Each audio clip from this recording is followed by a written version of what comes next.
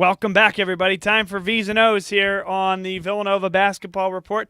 Bob Long, we have Tom Trainer and Kevin Long here in the studio as well. So, Villanova certainly struggled again defensively against the high ball screen. Man, I tell you, I think I can see the streak marks here on this whiteboard where we did this diagram just a couple weeks ago.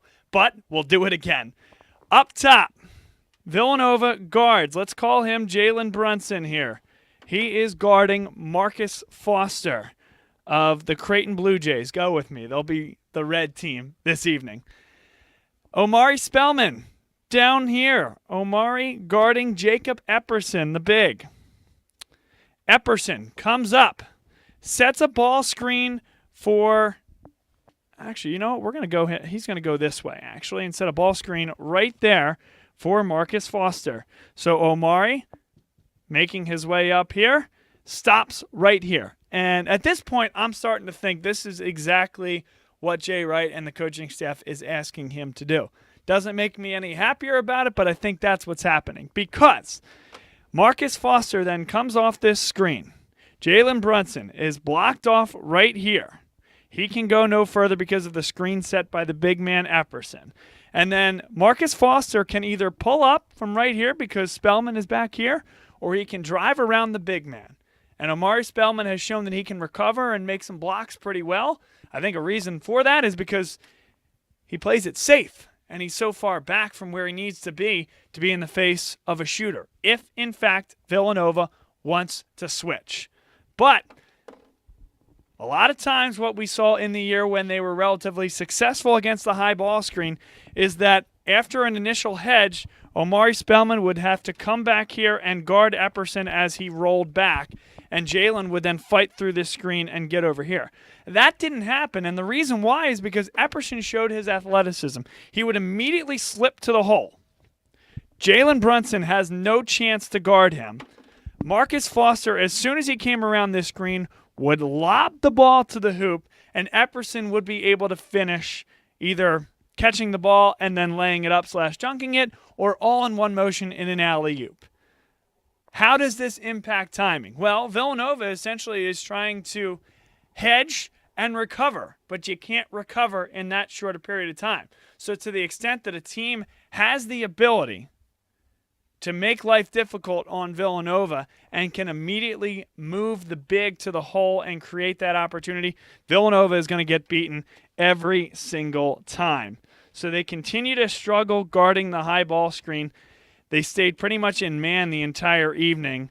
We mentioned a couple weeks ago how in the zone, I think you could bring both guards to the top, essentially smother that guy making the pick and force the point guard to make a decision. But again, that's not necessarily relevant for this specific discussion. Now, Tom mentioned this before in the last segment, and that's how offensively Eric Paschall provided a lot of opportunity getting to the hole and beating big men. We mentioned it last week, but we'll go through it a little bit again because Mikal Bridges is the guy that I need to see more of this out of.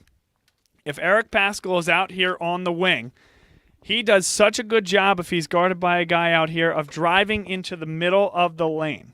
He can either draw a second defender from out here, whether it's Dante DiVincenzo out here to fire out for a three, Colin Gillespie, who likes to be on the baseline, he can be here for a three, or Eric Paschall can just continue on to the basket and finish because he's shown his ability to finish at the hoop very well, even over taller bigs. So in this way, he shows the ability to drive but also kick because he's a decent passer and has good floor vision. He's a very skilled big man in that way. Or he can just take it to the hole and jam it like he's shown the ability to do as well.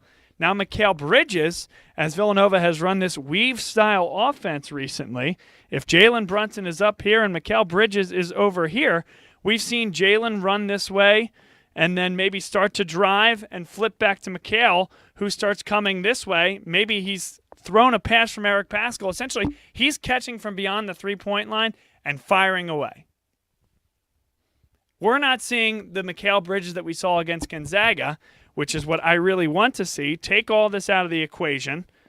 He catches the ball right here, drives into the lane with the right hand, as he's much more adept at than the left, and just throws it down somebody's throat. I mean, he's not getting into the lane the way he is able to and the way that NBA scouts want him to be. Yeah, they want him to be a 3-and-D guy, but he can also be a guy that can slash and finish at the hoop. I think Eric Paschall's showing you that, hey, listen, I can go with my left hand, get into the lane, and create opportunities. Mikal Bridges can do the exact same thing. He's going to dribble with the right hand. And I think he can create opportunities for other guys as well. Maybe a little bit less of the weave and shuck, and maybe a little bit less as well of the individual basketball where we see him. And listen, I'm not saying he takes this out of this game, but where he comes down here and just starts backing a guy, cuts inside, and tries to put it in as everybody else spaces the floor, and they count on single coverage defense down low. So this was a lot. There's a lot of squiggly lines going back and forth, but conceptually, from a defense perspective, they got absolutely torched because Creighton took away their timing, the hedge and recovery. They didn't give them time to do that. And then offensively, they're just not getting inside enough, and that's a huge issue. And one guy that I think can really lead that resurgence is Mikal Bridges, because he's an unbelievable driver. He has got great athleticism, and he just gets so quickly to the hoop. 1 dribble, 2 dribbles, and he can jam it on you starting beyond the 3-point line. So that's our V's and O's segment this week. Certainly hope you enjoyed it.